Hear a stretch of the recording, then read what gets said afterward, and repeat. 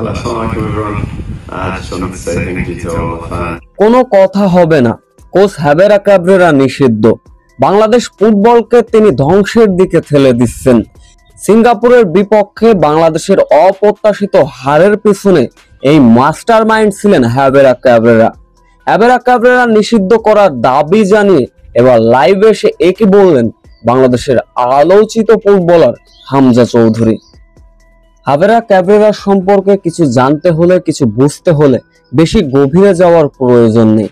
যখন ফামিদুলকে প্রাথমিক দল থেকে বাদ দিয়েছিলেন, অর্থাৎ ভারত ম্যাচের আগে, সে কথা কি দর্শক আপনাদের মনে আছে? থাকবারই কথা।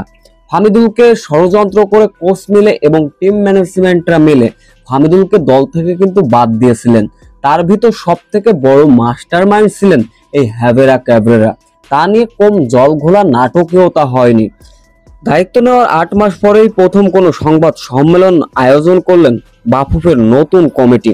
গণমাধ্যমের সামনে নিজেদের কার্যক্রম ও আগামী 6 মাসের পরিকল্পনা নিয়ে একটা আলোচনা মিটিং অবশ্য করেছিলেন সেই সদস্যরা। সংবাদ সম্মেলনে নির্বাহী কমিটি 21 সদস্য 14 জন উপস্থিত ছিলেন। সম্প্রতি এশিয়ান কাপ বাছাই পর্বের তৃতীয় রাউন্ডে সিঙ্গাপুরের কাছে বাংলাদেশের 2-1 গোলের পরাজয়। এই পরাজয়ে কোচ ক্যাব্রেরার ভূমিকা নিয়ে প্রশ্ন ওঠে। কেউ কেউ দাবি করেন ক্যাব্রেরার বর্তমান জাতীয় দলে কোচ হবার যোগ্য নয়। এমনকি তার ভুল কৌশলের কারণেই সিঙ্গাপুরের বিপক্ষে অপ্রত্যাশিতভাবে হেরেছে বাংলাদেশ।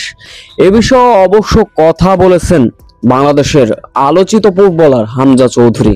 কোচ হাবেরা ক্যাব্রেরার কারণে গত কয়েকটা ম্যাচই হেরেছে বাংলাদেশ। সে বাংলাদেশ দলটাকে যেন ধ্বংসের দিকে ঠেলে দিচ্ছেন। সে বাংলাদেশের কোচ হবার যোগ্য নয়। তাকে অবশ্যই অবিলম্বে নিষিদ্ধ করা হোক। বাংলাদেশের আলোচিত ফুটবলার হামজা চৌধুরী। এমনকি তিনি মনে করেন তার ভুল কৌশলের কারণে সিঙ্গাপুরের বিপক্ষে ইজি জেতা ম্যাচ হেরেছে বাংলাদেশ।